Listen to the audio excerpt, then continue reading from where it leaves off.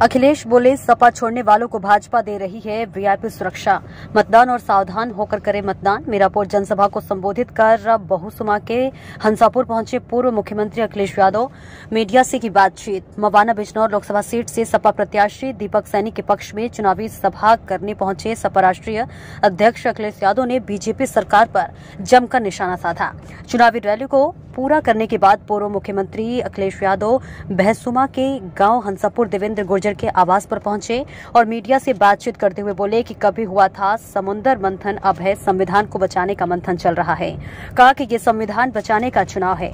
EVM से BJP को हराएंगे या फिर ईवीएम विपक्ष को हराएगी। 400 पार की बात करने वाली बीजेपी में घबराहट है। कोई सोच नहीं सकता था कि सीएम भी जेल चला जाएगा। दिल्ली के मुख्यमंत्री केजरीवाल को जेल भेजा और जब किसान खुशहाल होगा तब देश विश्व गुरु बनेगा। क्षत्रिय समाज के आंदोलन पर बोले, खुशी है, क्षत्रिय समाज अपने मान सम्मान को लेकर आगे चल रहा है। क्षत्रिय जब ठान लेते हैं तो फिर पगड़ी के सम्मान की बात है। गुजरात में पगड़ी हटाई गई।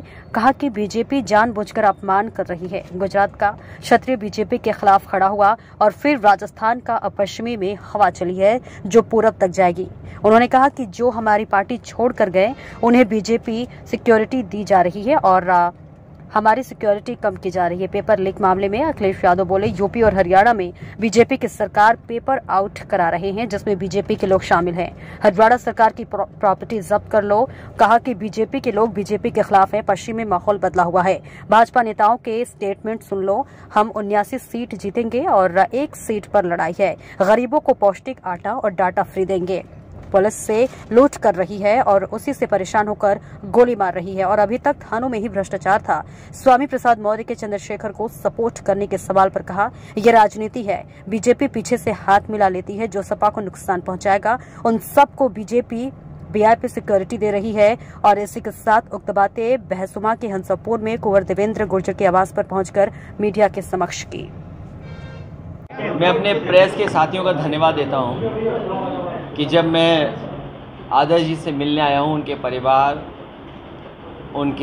परिवार के सभी सदस्यों से मैं मिला हूं, तो आपसे भी मुलाकात हो रही है। राजनीति में जहां जनसभाएं करके आया हूं मैं, और इस समय लोग चाहते हैं ज़्यादा से ज़्यादा वोट मिल जाए, ज़्यादा से ज़्यादा समर्थन मिल जाए।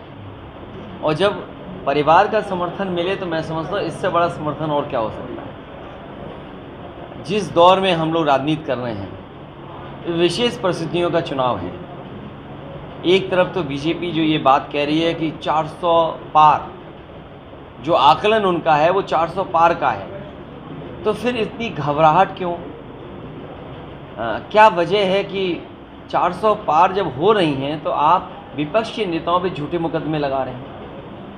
कोई कल्पना कर सकता था आज से पहले कि एक मुख्यमंत्री जेल चला जाएगा, उस पर आरोप लगा करके जो सच है कि नहीं है, अभी तो समय लगेगा उसमें। एक और मुख्यमंत्री, दिल्ली के मुख्यमंत्री को भेज दिया जेल, झारखंड के मुख्यमंत्री को जेल भेज दिया, और दिल्ली का और खासकर अरविंद केजरीवाल जी वाला तो यूनिक केस है। एक कंपनी है, वही चंदा दे रही है बीजेपी को, उसी पे आरोप लगाए किसी बात को लेकर के, तो बीजेपी के भी तो खुला चंदा दिख रहा है उसमें। और फिर अगर हम उस कंपनी के बारे में जानें, मुझे कोई ये जानकारी दे रहा था कि जिस कंपनी ने चंदा इलेक्टोरल बॉन्ड से बीजेपी को दिया है, उसके प्रोडक्ट की इतनी बाजार में भरमार हो गई कि वो मुनाफा ज़्यादा कमा रही है। जो चीज़ कम पैसे की थी वो ज़्यादा में बेच रही है।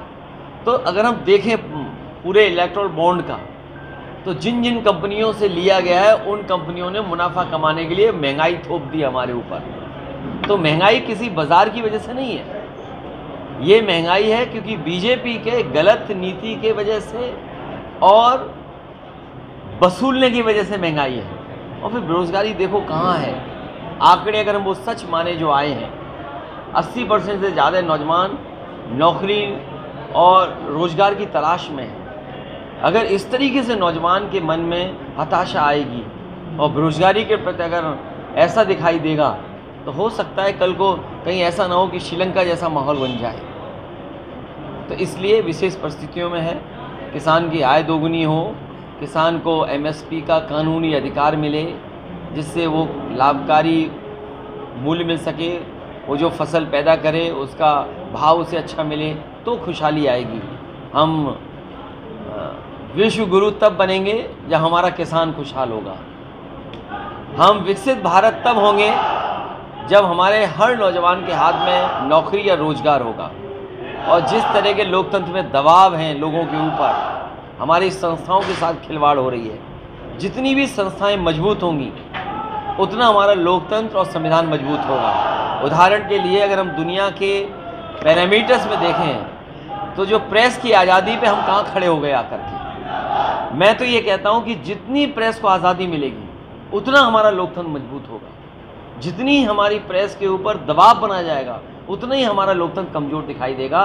जितनी भी संस्थाएं सरकार की हैं, अगर सरकार की संस्थाएं बेहतर होंगी, निष्पक्ष होंगी, उनकी क्रेडिबिलिटी बढ़ेगी, तो हमारा लोकतंत्र और मजबूत दिखाई देगा। इसी की लड़ाई है। कभी समुद्र मंथन हुआ था, इस बार संविधान मंथन होने जा रहा है। एक तरफ वो लोग हैं जो संविधान को बचाना चाहते हैं, दूसरी तरफ वो लोग हैं जो संविधान को ख़त्म करना चाहते हैं, बाबा साहब भीमराव अम्बेडकर जी का दिया हुआ संविधान को बदलना चाहते हैं। एक तरफ तो आप चौधरी चरण सिंह जी को भारत रत्न से सम्मान दे रहे हैं, स्वामीनाथन जी को भारत रत्न दे रहे हैं, लेकिन आप किसान को एमएसपी का कानूनी अधिकार नहीं दे रहे हैं। ये बात समझ में नहीं आ रही किसान को।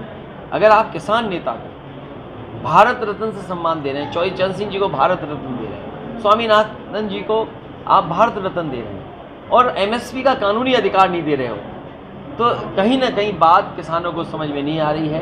किसान इसीलिए भारतीय जनता पार्टी को हमेशा हमेशा के लिए निपटाएगा। जयंत चौधरी के जाने से शर्मा टीवी लाइन से, और जैसे कि आपने किसानों की भी बात करी, जयंत चौधरी जी ने आपका साथ छोड़ के दूसरी पार्टी कर ली है और वो कह रहे हैं कि एमएसपी पे कानून आएगा और कुछ ना कुछ अच्छा किसानों के लिए किया जाएगा। पश्चिमी उत्तर प्रदेश किसान बेल्ट कही जाती है, किसानों के मेन मुद्दे यहीं से उठते हैं और यहीं से आगे परवान चढ़ते हुए देखे हैं। देखिए, कोई छोटा दल एमएसपी नहीं ला सकता। एमएसपी का अगर कोई अधिकार दिला सकता है तो सरकार दिला सकती है। हाँ, बीजेपी के लोग अगर ये कहें, और फिर बीजेपी पर भरोसा कैसे आप करेंगे?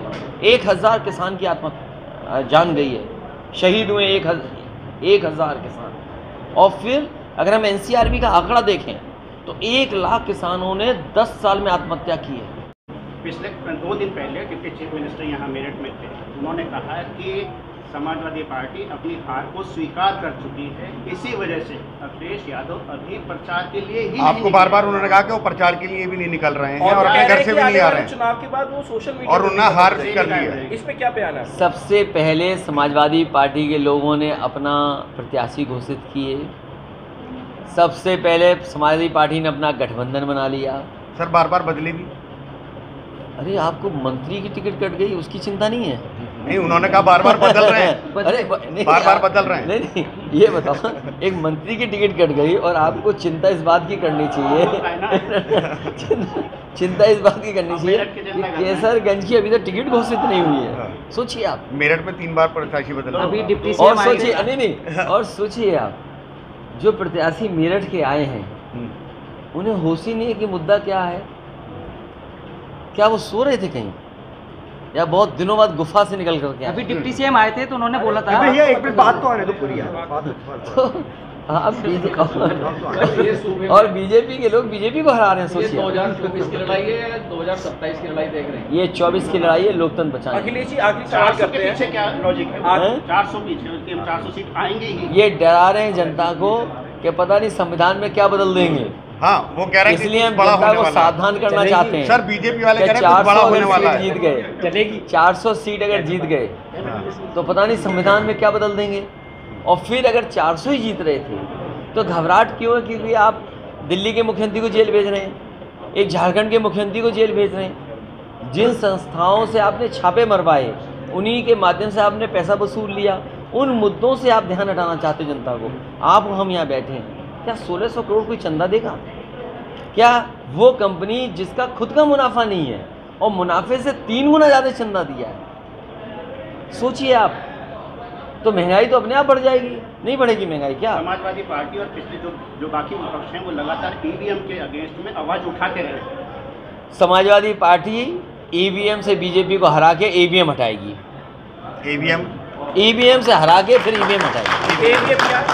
ईवीएम मैंने और देखिए, और आप देखिए, आप भी ये सवाल क्यों पूछ रहे हो मैं नहीं समझ रहा हूँ, लेकिन मैं आपकी जानकारी के लिए, और आपको पता है वो बात, जर्मनी में इलेक्ट्रॉनिक वोटिंग मशीन से वोट पढ़वाना इज़ अनकॉन्स्टिट्यूशनल। तो सोचो, जर्मनी जो हमसे न जाने कितना आगे है, अगर वो दोष ये सोच सकता है, क्योंकि हमारा सीक्रेट बैलेट है, हमारा जो संविधान हमें देता है अधिकार वो सीक्रेट बैलेट का है, लेकिन ईवीएम वो सीक्रेट नहीं बचता है।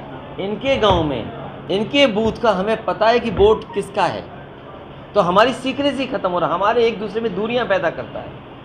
तो भविष्य में समाजवादी पार्टी बीजेपी को ईवीएम से हरा के फिर ईवीएम हटाएगी। अच्छा, कितनी सीटें जीत रहे हैं यूपी में आप? वो 80 अभी तो 80 कह रहे हैं। हमारा जो इंडिया गठबंधन है, हाँ, एक छोड़ करके एक में लड़ाई है, हाँ। बाकी सब सीटें हम लोग जीत रहे हैं। कितनी यूपी में? कितनी? 79। 79। लेकिन एक में लड़ाई है, सर, किससे लड़ाई है? एक में किससे एक में लड़ाई है, एक सीट को आप पता कर लो। सर, आखिरी सवाल, सर, 80 वो जीत रहे हैं। आखिरी सवाल सर, 80 वो जीत रहे हैं, 79 आप जीत रहे हैं, तो कितनी जीतेंगे? भाई जीतेंगे, हमारी जीतेंगे।